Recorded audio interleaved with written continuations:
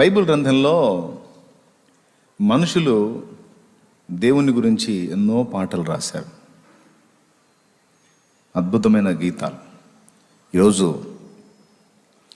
క్రైస్తవ సంఘంలో వందలు వేలు లక్షల కొలది యేసయ్య పాటలు ఉన్నాయి. దేవతలుగా చెప్పబడిన ఎవ్వరికి కూడా లేనన్ని పాటలు యేసు ప్రభుకున్నాయి. అన్ని భాషలలో ఆయన గీతాలు ఉన్నాయి. ఓకే, అయితే బైబిల్ గ్రంథంలో కీర్తనల గ్రంథం నిండా భక్తులు వారి ఆనందంలో దేవుణ్ణి మయంపరుస్తూ పాడిన పాటలు, వారి దుఃఖంలో దేవుణ్ణి ఆశ్రయిస్తూ పాడిన పాటలు, వారి తొట్రుపాటుల్లో పొరపాటుల్లో దేవుని క్షమాపణ కోరుతూ పాడిన పాటలు, శత్రు భయము వారిని వెంటాడినప్పుడు, శత్రువు వారిని తరుముతున్నప్పుడు దేవుని యొక్క ఆశ్రయాన్ని, ఆదరణను కోరి, మనసు కృంగిన వేళ ఆదరణను కోరి పాడుకున్న పాటలు, అలాగే దేవుని యొక్క మహిమను కీర్తిస్తూ, ప్రశంసిస్తూ, ప్రస్తుతిస్తూ, ఆయన్ని వర్ణిస్తూ పాడినటువంటి పాటలు, ఇలా ఎన్నో రకాల కీర్తనల పుస్తకంలో మనకు దొరుకుతాయి. బైబిల్లో అతిపెద్ద పుస్తకం కీర్తనల గ్రంథమే. దేవుని స్తుతి, ఆరాధన, ఇందాక నేను చెప్పినటువంటి విషయాలు ఇవన్నీ కలిపి పాడారు. కరెక్టే, దేవుని పుస్తకంలో దేవుని పాట కాక మరి ఎవరి పాట ఉంటుంది? ఆయన పాటే ఉండాలి. కానీ దేవుని పుస్తకంలో మనిషిని గూర్చిన పాట ఉంది అంటే అది ఆశ్చర్యమే కదా. దేవుని పుస్తకంలో మనిషికి పాట, దేవుని పుస్తకంలో దేవునికి పాటలు ఉండటం సహజం. కానీ ఆశ్చర్యం ఏంటంటే దేవుని పుస్తకంలో ఒక మనిషికి పాట దేవుడు ఇవ్వటం, ఆ పాట తన గ్రంథంలోకి వచ్చేటట్టు దేవుడు చేయటం, ఇది నాకు ఆశ్చర్యం అనిపించింది. ఆ మనిషి ఎవరు? అతన్ని గూర్చిన పాట ఏమిటి? పాడిన వ్యక్తి ఎవరు? ఏ కారణం చేత పాడారు అన్న కారణాన్ని మనం తెలుసుకుందాం. దేవుని పుస్తకంలో మనిషికి పాట ఏమిటి? బైబిల్ గ్రంథంలో దేవునికి పాటలు ఉన్నాయి నిజమే, కానీ ఒక వ్యక్తి గురించి మరో వ్యక్తి పాడితే ఆ పాటని తన గ్రంథంలోకి రానిచ్చాడు దేవుడు. ఆ వ్యక్తే యోనాతాను. ఎవరు? యోనాతాను. యోనాతానును గూర్చి గానం చేసింది దావీదు. యోనాతానును బట్టి తన తండ్రి అయిన సౌలుకు కూడా ధన్యత లభించింది. ఆ పాటలో సౌలుకు కూడా స్థానం దక్కింది. బైబిల్ మొత్తం మీరు చూడండి, భక్తులందరూ దేవునికి పాటలు పాడారు, కానీ భక్తులు మనిషికి పాడలేదు. కానీ మనిషిని గూర్చి పాడినటువంటిది, ఇశ్రాయేలు సమూహాన్ని గూర్చి కొన్ని పాటలు ఉన్నాయి. వాళ్ళకు కలిగిన నష్టాలు, కష్టాలను బట్టి. నా జనులకు కలిగిన నాశనము చూడగా నాకు ఇలా అయిపోయింది, అలా అయిపోయింది, దేవా వారిని కరుణించు అని వాళ్ళ దీన స్థితిని చూపించి దేవుణ్ణి వేడుకోలుగా పాటలు ఉన్నాయి, విలాప వాక్యములు. అయితే అది కూడా వాక్యములు, విలాప వాక్యములు. అయితే ఇది పాట. దీన్ని ధనుర్గీతముగా దావీదు రచించాడు. ఎవరిని గూర్చి అంటే యోనాతాను, సౌలు కొడుకు యోనాతాను. చూద్దామా ఒక్కసారి బైబిల్ గ్రంథంలో సమూయేలు 2వ గ్రంథము 1వ అధ్యాయం 17వ వచనం. 1వ అధ్యాయము 17వ వచనం ఒక్కసారి చూడండి. Right, correct. అది యూదా వారికి అభ్యాసము చేయవలనని దావీదు సౌలును గూర్చి అతని కుమారుడైన యోనాతానును గూర్చి ధనుర్గీతం ఒకటి చేసి దానిని బట్టి విలాపము సలిపెను. అబ్బా, ఇక అక్కడి నుంచి ఆ గీతం మీరు కానీ చదవగలిగితే, ఇశ్రాయేలు నీకు భూషణ మగువారు నీ ఉన్నత స్థలముల మీద హతులైరి, ఆహాహా బలాఢ్యులు పడిపోయిరి, ఫిలిస్తీయుల కుమార్తెలు సంతోషింపకుండున్నట్లు, సున్నతి లేని వారి కుమార్తెలు జయమని చెప్పకుండున్నట్లు ఈ సమాచారము గాతులో తెలియజేయకుడి. అష్కెలోను వీధులలో ప్రకటన చేయకుడి. గిల్బోవా పర్వతములారా, మీ మీద మంచైనను వర్షమైనను ప్రథమ ఫలార్పణకు తగిన పైరు గల చేలైనను లేకపోవునుగాక. ఎందుకంటే ఆ పర్వతం మీద వాళ్ళు కూలారు. అందుకని బలాఢ్యుల డాళ్ళు అవమానముగా పారవేయబడిను. తైలము చేత అభిషేకింపబడని వారిదైనట్టు సౌలు డాలును పారవేయబడిను. హతుల రక్తము ఒలికింపకుండా, బలాఢ్యుల క్రొవ్వును పట్టకుండా యోనాతాను విల్లు వెనుక తీయలేదు. ఎవరిని హతము చేయకుండా సౌలు కత్తి వెనుక తీసినది కాదు. సౌలును యోనాతాను తమ బ్రతుకునందు సరసులుగాను నెనరు గల వారుగాను ఉండిరి. తమ మరణమందైనను వారు ఒకరినొకరు ఎడబాసిన వారు కారు. వారు పక్షిరాజుల కంటే వడిగలవారు, సింహముల కంటే బలము గలవారు. ఇశ్రాయేలీయుల కుమార్తెలారా, సౌలును గూర్చి ఏడువుడి. అతడు మీకు ఇంపైన రక్తవర్ణపు వస్త్రములు ధరింపజేసిన వాడు, బంగారు నగలు మీకు పెట్టినవాడు. యుద్ధ రంగమునందు బలాఢ్యులు పడి ఉన్నారు. నీ ఉన్నత స్థలములలో యోనాతాను హతమాయనో. నా సహోదరుడా యోనాతానా, నీవు నాకు అతి మనోహరుడు అయి ఉంటివి. నీ నిమిత్తము నేను బహు శోకము నొందుచున్నాను. నాయందు నీకున్న ప్రేమ బహు వింతైనది. స్త్రీలు చూపు ప్రేమ కంటేను అది అధికమైనది. అయ్యయ్యో, బలాఢ్యులు పడిపోయిరి, యుద్ధ సన్నద్ధులు నశించిరి. ప్రిలారా, ఒక్కసారి ఈ పాయింట్ని మీరు ఆలోచన చేయండి. సౌలు యోనాతాను గురించిన పాట దావీదు పాడాడు. ఆ పాటని తన గ్రంథంలోనికి దేవుడు రానిచ్చాడు. నేను ఈ విషయాలన్నీ ధ్యానిస్తున్నప్పుడు ఒక మనుషుని గూర్చి పాడిన పాటగా దీన్ని నేను అభివర్ణించాను. ఇందులో దేవునికి అతడు ప్రార్థన చేసినట్టు కూడా కనపడదు. కేవలం యోనాతాను మరియు సౌలుల యొక్క పరాక్రమమును గురించి, వారి యొక్క త్యాగము లేదా ఇశ్రాయేలు కోసం వాళ్ళ పడ్డ శ్రమ, అదంతా కూడా మరి దావీదు గుర్తించి కేవలం వాళ్ళనే ప్రశంసిస్తూ పాడినటువంటి పాట తన గ్రంథంలోకి దేవుడు రానివ్వాల్సిన అవసరము లేదు. కానీ దేవుడు దానికి సపోర్ట్ చేశాడు, దాన్ని రానిచ్చాడు. సౌలు అయితే ఇశ్రాయేలు పక్షంగా యుద్ధాలు చేశాడు, ప్రాణాలకు తెగించి తన వంతు తను పోరాడాడు. తర్వాత సౌలు చాలా తీవ్రమైనటువంటి వ్యతిరేకతల్లోకి వెళ్ళిపోయాడు, దేవుణ్ణి ఎంతో దుఃఖపెట్టాడు. కానీ యోనాతాను డిఫరెంట్ పర్సన్. దేవునికి స్తోత్రం కలుగును గాక. జోనాతాన్ సౌలు కొడుకు, అతడు ప్రత్యేకమైన వాడు. అతని మరణమే దావీదుకు నెమ్మది లేకుండా చేసింది. అదే అన్నాడు, ఏమన్నాడు తెలుసా? నీ నిమిత్తము నేను బహుశోకము నొందుచున్నాను. ఒక మనుషుని గూర్చి దేవుడు ఆ పాటని తన గ్రంథంలోకి ఎందుకు రానిచ్చాడు, అంత విలువ దానికి ఎందుకు ఇచ్చాడు అంటే, సౌలు స్పెషల్ ఏంటంటే ఇశ్రాయేలుకు మొట్టమొదటి రాజు సౌలే. తర్వాత తేడా పడినా చేసినంత వరకు జాగ్రత్తగానే సౌలు చేశాడు. అది పక్కన పెడితే సౌల్లోనన్నా లోపాలు కనపడ్డాయి, కానీ యోనాతానులో మనకు ఆ లోపాలు కనపడవు. యోనాతాను చాలా అద్భుతమైన వ్యక్తిగా ఉన్నాడు. యోనాతాన్ని స్పెషల్గా కావాలనే దేవుడు ఆ పాటను దావీదు చేత పలికింపజేసి తన గ్రంథంలో పెట్టుకున్నాడు దేవుడు. ఒక మనిషి మీద పాట రాస్తే ఆ పాట దేవుడు ఇంత గౌరవించి తన గ్రంథంలో పెట్టుకున్నాడు అంటే ఏమిటి ఈ వింత, ఏమిటి ఆశ్చర్యం? మనిషికి ఇంత ప్రయారిటీ ఎందుకు ఇచ్చాడు దేవుడు? ఏమిటి యోనాతాను స్పెషల్ అని ఆలోచిస్తే కొన్ని సంగతులు యోనాతాను విషయంలో మనకు మాదిరికరంగాను, నేర్చుకోదగినవిగాను, ప్రశంసింపదగినవిగాను కనబడతాయి. ఎవరు ఆ వ్యక్తి అంటే యోనాతాను. పాట ఎవరిని గురించి రాయబడింది అంటే యోనాతాను సౌలను గురించి రాయబడింది. రాసిన వ్యక్తి ఎవరు అంటే దావీదు. కానీ దావీదు పరిశుద్ధాత్మ ప్రేరేపితుడై పలికినటువంటి విషయాలు, లేకపోతే మనుష్య మూలమైనవైతే గ్రంథంలోకి రావు. దావీదు యోనాతానుల ప్రేమ గురించి రకరకాలుగా మనుషులు కల్పించారు. కొంతమంది దుర్మార్గులైతే దుర్మార్గంగా కూడా ఆ సహోదరుల ప్రేమని అభివర్ణించారు. వారు బెస్ట్ ఫ్రెండ్స్, మంచి మిత్రులు, ఎంత మంచి సహోదరులు. విషయం ఏంటంటే దావీదుకి కుటుంబం ఉంది, యోనాతానుకు కూడా కుటుంబం ఉంది. యోనాతానుకి భార్య బిడ్డలు ఉన్నారు, దావీదుకు కూడా. వారి స్నేహ బంధం చాలా లోకంలో చాలామంది ఫ్రెండ్స్కి అద్భుతమైన మాదిరి.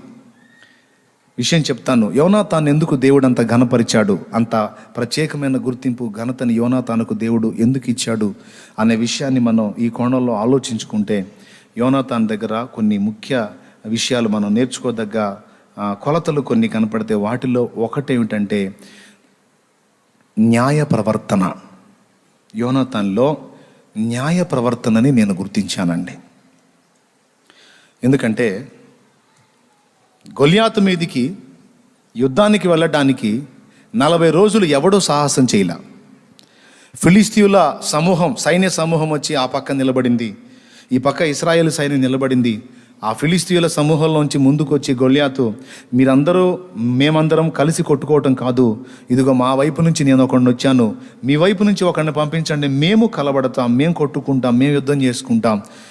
నేను కూలితే మా వాళ్ళు మీకు బానిసలు, మీ వాడు కూలితే మీరు మాకు బానిసలు. సింపుల్, ఎక్కువ ప్రాణ నష్టం జరగకుండా ఇది ఆలోచించండి అని అతడు ముందుకు వచ్చి శపథం చేశాడు. వీళ్ళ వైపు నుంచి వెళ్ళటానికి గొల్యాతు మీదకి ఒక్కడు కూడా లేడు ఇశ్రాయేల్లో. సౌలు, యోనాతాను మొత్తం గుడారంలో కూర్చున్నారు. బహుశా యోనాతాను ఒకవేళ నేను వెళ్తానన్నా కూడా సౌలు వెళ్ళనిచ్చి ఉండకపోవచ్చు, ఎందుకంటే యోనాతాను పరాక్రమం గల్లవాడే. కానీ వెళతానన్నా కూడా తండ్రి వెళ్ళనీయకపోయి ఉండొచ్చు. సౌలా వెళ్ళలేదు. 40 రోజులు దేవుడి నామం దూషణ పాలవుతుంది, దేవుడి నామం అన్యుల చేత అవమానపరచబడుతుంది. వాడొచ్చి సవాళ్ళు విసురుతున్నాడు, చాలా చీత్కారంగా మాట్లాడుతున్నాడు. కానీ అన్ని చూస్తా కూడా ఇశ్రాయేలు సైన్య సమూహం అంతా ఒక్కడు కూడా, వాడు అడుగుతున్నాడు, మీలో దమ్మున్న మనగాడు ఒక్కడు కూడా లేడా? అందరూ వెధవాయిలేనా? అందరూ దద్దమలేనా? మీ దేవుడు కూడా అలాంటి వాడు అయి ఉంటాడని అట్లాగా రకరకాలుగా వాడు రెచ్చగొడుతున్నా ఒక్కడంటే ఒక్కడు కదల్లా. కానీ 40 రోజులప్పుడు దావీదు వచ్చాడు. దావీదు చిన్నవాడు, యుద్ధ నైపుణ్యం తెలియని స్థితిలో ఉన్నవాడు, గొర్రెలు కాసే పనిలో ఉన్నవాడు. కానీ వాడన్న మాట విని దేవునికి అవమానం జరుగుతుంది, ఇశ్రాయేలు రాజు కూడా అవమానం జరుగుతుంది. మరి నా అన్నయ్యలు ఉన్నారు ఇందులో, కానీ వాళ్ళు కూడా దద్దమ్మల్లాగా కూర్చుండిపోయారు, ఎవడు ఒక్కడు కూడా వాడి మీదకి పోలేదు. ఆ మాటలు, అతడు పలికే మాటలు విని బతికుంటాం కంటే పోయి ఆ యుద్ధంలో చస్తే మాత్రం ఏమైద్ది అని రోషం కలిగి తన దగ్గరున్న ఆ ఒడిశాలతోనే వెళ్ళి వాడి మీద యుద్ధం చేసి వాడిని పడగొట్టి వాడి కత్తితోనే శిరస్సు ఛేదించి ఇశ్రాయేలుకు విజయం చేకూర్చిన వాడు దావీదు. లేకపోతే ఆ దెబ్బలో సౌలు గవర్నమెంట్ మొత్తం కొలాప్స్ అయిపోయేది. అప్పుడే మొత్తం ఇశ్రాయేలు పట్టబడేది ఫిలిస్తీ చేతిలో. కానీ అప్పుడు ఫిలిస్తీయులకు వ్యతిరేకంగా పోరాడి ప్రాణాలకు తెగించి ఇశ్రాయేలుకు జయం తీసుకొచ్చిన వాడు దావీదు. కానీ తన తండ్రి న్యాయంగా దావీదుకి ఇస్తానన్నవి ఇవ్వకుండా అన్యాయం చేయటం యోనాతాను చూశాడు. నెంబర్ 1, ఇవ్వలా, తను ఇస్తానన్నది ఇవ్వలా, తన కుమార్తెని ఇస్తానని చెప్పి ఇంకొకటికి ఇస్తాడు. తెలుసు మనకు అది. అలాగే ఇంకా వేరే ఒప్పందం కూడా ఒకటి చేస్తాడు, అది కూడా చేయడు. పైగా దావీదును చంపటానికి వెతుకుతాడు. ఇది చూసి యోనాతాను గుండె గాయమైపోయింది. గొల్యాతును కూలగొట్టి ఇశ్రాయేలుకు జయమిచ్చినప్పుడు దావీదునందు యోనాతానుకు బహు ఇష్టము పుట్టింది. అబ్బా, ఎంత గొప్ప పరాక్రమం! వయసులో నాకు తెలిసి యోనాతాను కంటే దావీదు చిన్నవాడు కొంచెం, అయినా సరే చాలా ముచ్చటేసింది యోనాతానుకి. పరాక్రమం గల్లవాడు, చిన్నవాడైతేనేం రోషం గల్లవాడు అని ఆ రోజే హత్తుకొని ఆ విజయాన్ని ఆనందించారు ఇద్దరు. ఆ తరువాత దావీదంటే ఎనలేని ప్రేమ అయిపోయింది యోనాతానుకి. దావీదుకు జరుగుతున్న అన్యాయం విషయంలో కూడా గాయపడిపోయాడు. కానీ అన్యాయం చేస్తున్న వాడెవరు? సొంత తండ్రే, తన తండ్రే తన ప్రాణ స్నేహితునికి అన్యాయం చేస్తున్నాడు.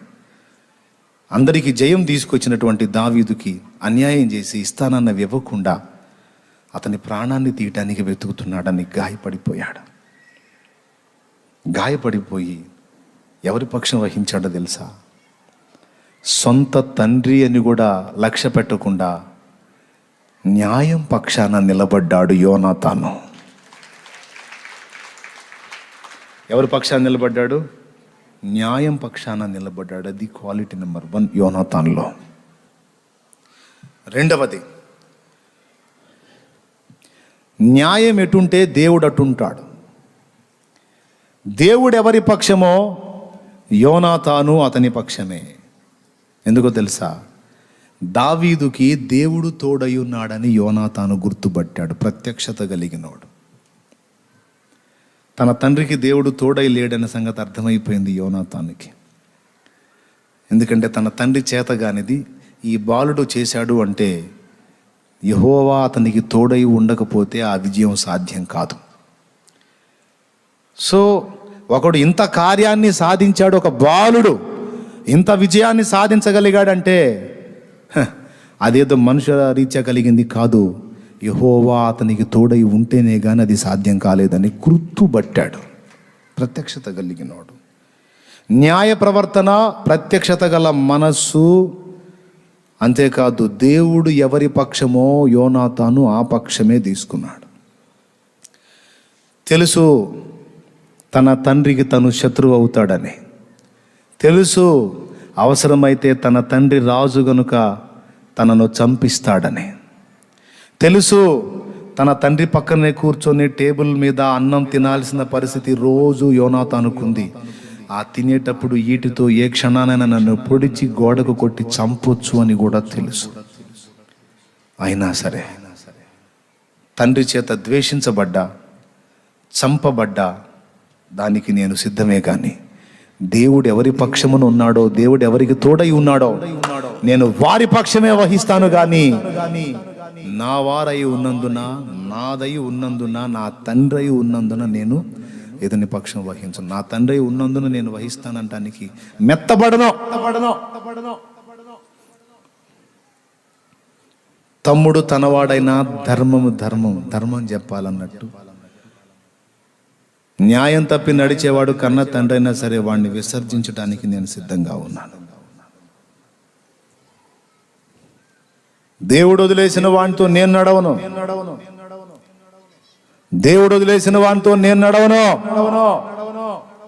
దేవుడు ఎవనికి తోడై ఉన్నాడో వాని పక్షం నేను వహిస్తానని దావీదుని తప్పిస్తాడండి యోనాతాను. దేవునికి స్తోత్రం కలుగును గాక. హల్లెలూయా. నంబర్ 1 అతడు న్యాయవంతుడు. నంబర్ 2 ప్రత్యక్షత కలిగినోడు. అంటే ఎవరేంటో, ఎవరిని దేవుడు వాడుకుంటున్నాడో గ్రహించగలిగినటువంటి బుద్ధి కలిగిన వాడు యోనాతాను. 3వది దేవుడు ఎవరి పక్షమో నేను వారి పక్షమే వహిస్తాను. నాకు దేవుడు ముఖ్యం కానీ ఈ రిలేషన్ నాకు ముఖ్యం కాదు. అవి నేను ధ్యానిస్తున్నప్పుడు నాకెంతో ఆశ్చర్యం కలిగింది. తండ్రి కొడుకుల అనుబంధం ఎంతో అద్భుతంగా ఉంటుంది. అదే ఇంటో ఉంటా తండ్రికి శత్రువుగా ఉన్నటువంటి వానితో మిత్రత్వం చేస్తూ తండ్రికే శత్రువుగా బ్రతకడం అంటే ఎంత క్షోభో ఊహించండి. ఆగడగొట్టు దాని కొడుక యోనాతాన్ని సౌలు అంటాడు. ఆగడగొట్టు దాని కొడుక, వాడి పక్షం నువ్వు వహించలేదురా. ఎవడి కోసం రా నేను కష్టపడుతుంది? నీకు రాజ్యం అప్పచెప్పాలనే కదరా, నా సింహాసనం మీద నిన్ను కూర్చోబెట్టాలనే కదురా నా బాధంతా. నీచుడా, నా శత్రువుతో చేరతావురా నువ్వు? నా శత్రువుతో చేరతావురా? నీ గురించి నేను ఆలోచిస్తుంటే నువ్వు వాడి గురించి ఆలోచిస్తావా అని ఈటు లేపుతాడు, విసురుతాడు కూడా, తప్పించుకుంటాడు యోనాతాను. అయినా సరే అనుక్షణం మాటలతో గాయపరుస్తున్నాడు, అయినా భరిస్తున్నాడు. కానీ దేవుడు ఎవరి పక్షమో నేను ఆ పక్షమే ఉండాలి. దేవుడు విసర్జించిన వాని వైపు నేను ఉండకూడదు అని గట్టి నిర్ణయం తీసుకొని దానికోసం విస్తారమైన మాటలు పడ్డాడు తన సొంత వారి చేత. ఈరోజు కొంతమంది జీవం గల దేవుణ్ణి నమ్మి దేవుని మార్గంలో నడుస్తూ ఎన్నో మాటలు పడుతున్నారు సొంత వారి వలన. కొంతమంది సత్యాన్ని ప్రేమించి సత్య సంబంధుల్ని వెంబడిస్తూ నిద్రాణంగా అయిపోయినటువంటి సంఘాలను వదిలిపెట్టి జీవం కలిగిన సహవాసాల్లోనికి ప్రవేశించి తమ ఆత్మీయతను కాపాడుకోవడానికి ప్రయత్నిస్తున్న ప్రయత్నంలో తమ స్థానికుల చేత, తమ సొంత వారి చేత ఎన్నో నిందలు మోస్తున్నారు, ఎన్నో వ్యతిరేకతలు ఎదుర్కొంటున్నారు, ఎన్నో తిరస్కారాలు ఎదుర్కొంటున్నారు, ఎన్నో అవమానాలు ఎదుర్కొంటున్నారు, వెలివేతలను ఎదుర్కొంటున్నారు. ఆయన ఎదుర్కొని, నాకు మీ నిద్రపోయిన భక్తి కాదు, మీ నిద్రపోయిన భక్తి కాదు, మీ జీవం తెచ్చిన భక్తి కాదు, మీ ఆచార భక్తి కాదు, మీ పసలేని భక్తి కాదు, మీ సత్యదూరమైన భక్తి కాదు. సత్యం కావాలి, దేవుడు కదులుతున్నటువంటి స్థలం కావాలి, దేవుడు జీవవాక్కు కావాలి అని కోరుకొని దేవుణ్ణే హత్తుకొని తమ వారి చేత నింద మోస్తున్న వారెందరో ఉన్నారు. వీరందరూ యోనాతానులే, వీరందరూ యోనాతానులే. వీరందరినీ పొడుస్తానే ఉన్నారు. ఆనాడు సౌలు మామూలు ఈట విసిరితే, ఈనాడు అనేక మంది సౌళ్ళ గుంపు మాటల ఈటలు విసురుతున్నాయి. ఇక్కడ లేని దేవుడు అక్కడ ఉన్నాడా? ఎక్కడైనా అదేగా, ఎక్కడైనా అదేగా, ఏదైనా అదేగా. రకరకాలుగా కొంతమంది యోనాతాన్లు నేడు ఈటలతో పడవబడుతూనే ఉన్నారు. అయినా దేవుడు ఎవరి పక్షం వహించాడో వారు యోనాతానులైతే ఎన్ని ఈటలైనా గుచ్చబట్టడానికి సిద్ధమే, చావటానికైనా సిద్ధమే. కానీ దేవుడు తోడై కదులుతున్నటువంటి వ్యక్తులతోనే నేను నడుస్తాను. దేవుడు ఎవరి పక్షమో నేను వారి పక్షమే.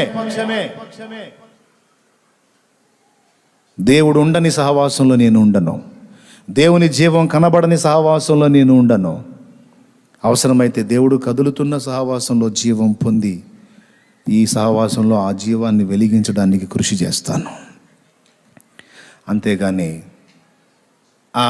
మా వాళ్ళులే, మాదిలే, మా నాన్నలే, మా రాజ్యంలే, మా సింహాసనంలే, మా పెత్తనాలు జల్లతైలే ఇక్కడ అని అక్కడే ఉండిపోతే వాళ్ళు యోనాతాను లెక్కలోకి రారు.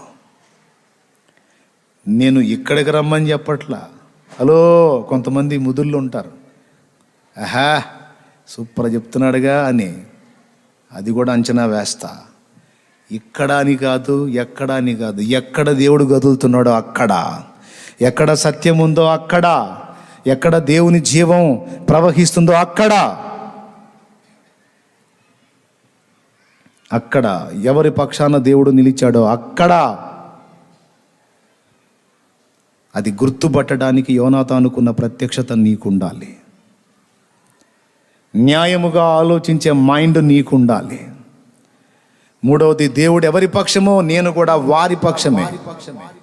దేవుడు వదిలేసిన వాళ్ళు నా సొంత వాళ్ళైనా, నా సొంత బంధువులైనా, నా కన్న తండ్రైనా నిర్దాక్షిణ్యంగా వాడిని పక్కన పెట్టేస్తాను. అవసరమైతే నా తండ్రితో కూర్చొని వాడితో పాటు అన్యాయం చేస్తే నేను సింహాసనం ఎక్కుతానేమో. అన్యాయంగా, అక్రమంగా దేవుడు విసర్జించిన సింహాసనం నాకెందుకు? అవసరమైతే దేవుడు ఏర్పరచుకున్న పాత్ర దగ్గరికి వెళ్ళి దాసుడుగా బతుకుతాను. దట్ ఈస్ యోనాతాను. అది యోనాతాను. ఈ టైప్ ఆఫ్ మైండ్స్ని దేవుడు స్పెషల్గా గుర్తిస్తాడండి. గుర్తించి వాళ్ళకి ఇంతటి ఆధిక్యతనిస్తాడు. దావీదును గురించి ఎవరైనా పాడితే అది వేరే సంగతి. దావీదంతా, దావీదింత అని.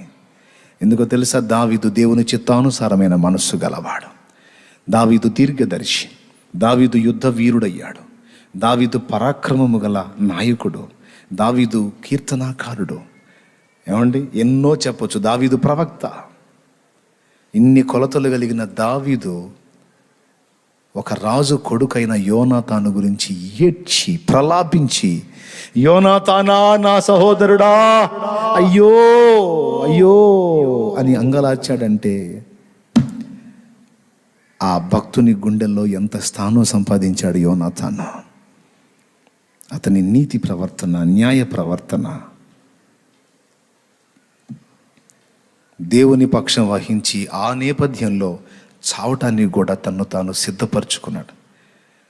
ఈరోజు కొంతమంది వచ్చి మాట్లాడుతూ ఉంటారు, నన్ను ఆ మాటలు అంటున్నారు, ఈ మాటలు అంటున్నారు, అన్నయ్య నేను ఇక్కడికి వస్తుంటే నన్ను మాటలతో పొడుస్తున్నారు అని ఏడుస్తున్నారు కొందరు. యోనాతాను ఏడవలా, వెలివేయటం కాదు, మాటలు అంటం కాదు, చంపినా సరే నాకు దేవుడి సన్నిధి కావాలి, దేవుడు నిలిచిన స్థానం కావాలి, దేవుడు కదిలే స్థానం కావాలి, నా ఆత్మ బలము నొంది నేను దేవుని కొరకు మండే స్థానం కావాలి అన్ని సింహంలాగా ముందుకు కదిలేటువంటి పరాక్రమం మనం కలిగి ఉండాలి. ఉన్నారు అట్లాంటి వాళ్ళు కూడా ఉన్నారు, అట్లాంటి వాళ్ళు కూడా ఉన్నారు. నువ్వు ఆడికేడికి పోతున్నావు ఏంది, అక్కడికేడికి వెళ్తున్నావు ఏంటి, ఇక్కడ ఉంది కదా ఏదో రకరకాల సంఘాలు, ఏ సంఘమైనా సత్యంతో నడిపించబడుతూ సత్యవాక్యం ఉండి దేవుని జీవం ప్రవహిస్తుంటే ఎక్కడైనా ఉండొచ్చు, ఎక్కడే అని కాదు. కానీ అది మనుష్య పరిపాలనకు లోనైపోయి సత్యవాక్యం నుండి దుర్బోధ పాలైపోయి మనుషులే ఏలికలైపోయి దేవుని జీవం అందులో లేనప్పుడు ఆచారం కోసమో బంధువర్గం కోసమో మరి దేనికోసమో అక్కడే అతుక్కుపోకుండా దేవుని సన్నిధిని వెతుక్కుంటూ ఎంత దూరమైనా నువ్వు ప్రయాణం చేయొచ్చు.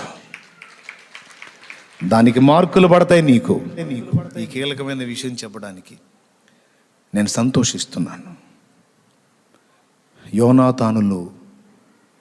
యోనాతానులు కావాలి. మనం న్యాయంగా ఆలోచన చేయాలి, సత్యం పక్షంగా నిలబడాలి, దేవుడు ఎవరు పక్షం వహించాడో గుర్తుపట్టే ప్రత్యక్షత మనకు ఉండాలి.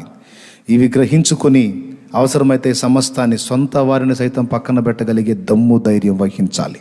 ఈ 4 యోనాతానులో నేను గుర్తించాను, దేవుడు గుర్తించాడు. అందుకే యోనాతాను బట్టి తన తండ్రి అయిన సౌలు కూడా ధన్యతనిచ్చి యోనాతాను మీద ఒక పాట దావీదు చేత పలికించి, అందులో ఎక్కడ కూడా దేవుని ఇన్వాల్వ్మెంట్ ఉండదు. చూడండి, ఆ పాట మొత్తంలో కేవలం వాళ్ళిద్దరి ప్రస్తావనే వస్తుంది, ఎక్కువగా యోనాతానుతో వచ్చింది. దేవునికి స్తోత్రం కలుగును గాక. ఆ మనుషుని మీద పాడిన పాటని ఒక వ్యక్తి మరొక వ్యక్తిని గూర్చి పాడిన పాటను తన గ్రంథంలో రానిచ్చాడు. ఎందుకంటే యోనాతాను గురించి మనం సీరియస్గా ఆలోచించి కొన్ని పాఠాలు మనం నేర్చుకోవాలని. మీరు దావీదు యోనాతానుల స్నేహాన్ని గురించి తెలుసుకోవాలంటే సమూయేలు గ్రంథంలో మీరు 20వ అధ్యాయం దగ్గర నుండి చదువుకోండి. 19, 20 దగ్గర నుండి వరుసగా చదువుకుంటే వాళ్ళిద్దరి అనుబంధం ఎంత అద్భుతం. ఇంటికి వెళ్ళి ధ్యానించండి, సమయం అయిపోయింది. వాళ్ళిద్దరి అనుబంధం ఎంత అద్భుతంగా ఉంటుందో, దావీదుని యోనాతాను ఎలా సేవ్ చేశాడో, దావీదుని యోనాతాను ఎలా దీవించాడో మీకు తెలుసా? యోనాతానుకు ముందే తెలుసు తన తండ్రి తప్పుడు ప్రవర్తన వలన తను ఎఫెక్ట్ అవుతాడని తెలుసు. రాజుగా దావీదు ఎన్నిక చేయబడ్డాడని కూడా తెలుసు. ఏమంటాడో తెలుసా? నా సహోదరా దావీదా, దేవుడు నిశ్చయంగా నిన్ను ఆశీర్వదిస్తాడు, నా తండ్రి సింహాసనం నీకు ఇస్తాడు. నేనుంటానో ఉండనో తెలియదు, కానీ నేనున్నా లేకపోయినా నీవు సింహాసనం ఎక్కినప్పుడు నా బిడ్డల్ని గుర్తు చేసుకో అంటాడు. నా బిడ్డల్ని గుర్తు చేసుకో, లేకపోతే దేవునికి లెక్క చెప్తావు నువ్వు. నీకోసం నేను ఇంత తెగించి త్యాగం చేస్తున్నాను కనుక నేను వెళ్ళిపోతానని నాకు అనిపిస్తుంది. నేనుంటే ఏం లేదు, నేను వెళ్ళిపోతే నా బిడ్డల్ని నీ దగ్గర ఉంచుకో, నా బిడ్డల్ని ఆదరించు, మర్చిపోవద్దని చెప్తాడు. తర్వాత దావీదు రాజైన తర్వాత నేను వారికి సహాయం చేయున్నట్లు యోనాతాను సంబంధాలు ఎవరైనా ఉన్నారా అని అడుగుతాడు. మెఫీబోషెత్ ఎవరు? వాడు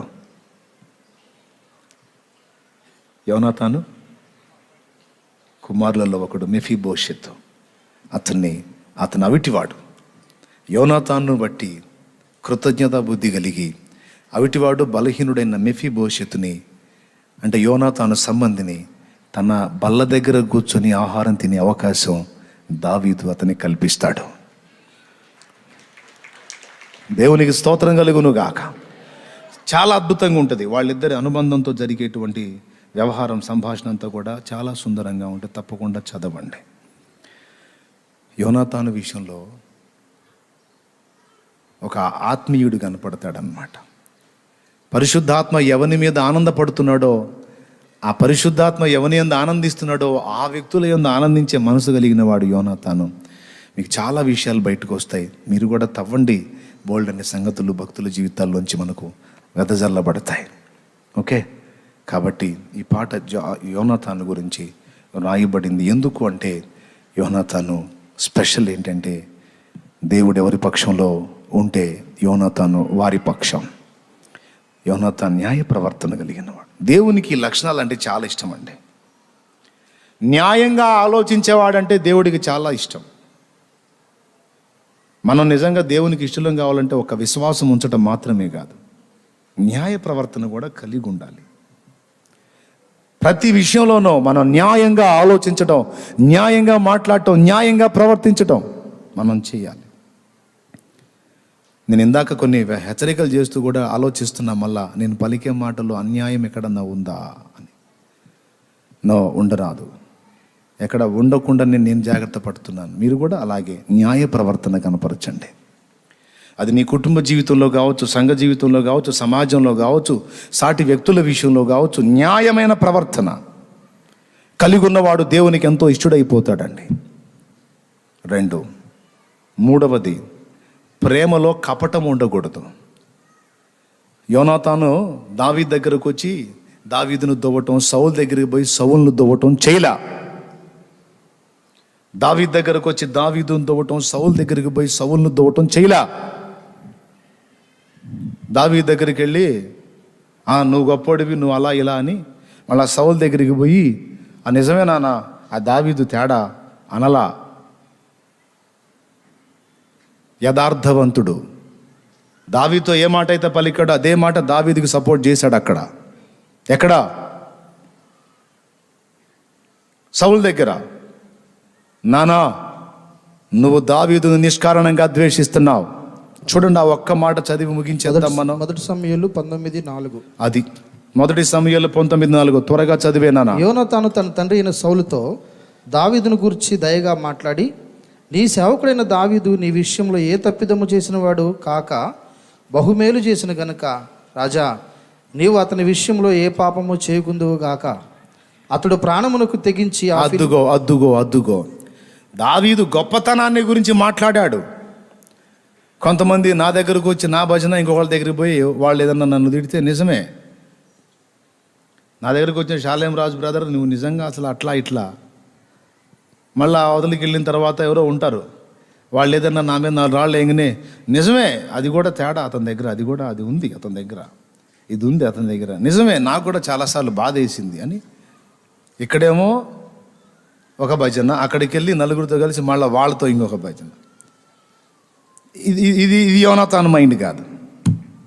దావీదు అన్న మాట ఏదైతే ఉందో సౌలు దగ్గరికి పోయి కూడా దావీదునే సపోర్ట్ చేశాడు.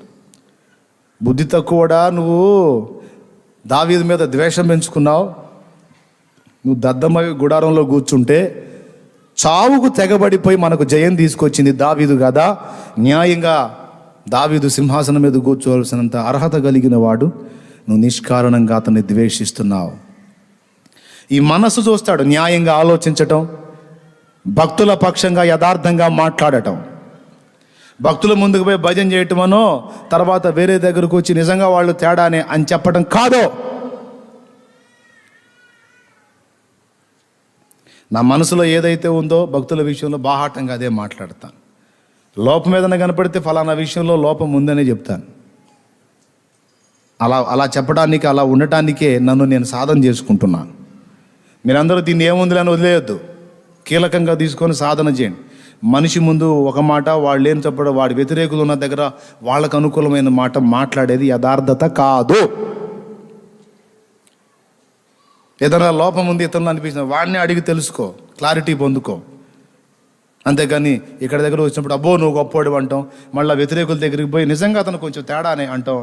ఇది వంచకుల మనసు తప్ప యథార్థవంతుల లక్షణం కాదు. ఇది యోనాతాన్లో లేదు.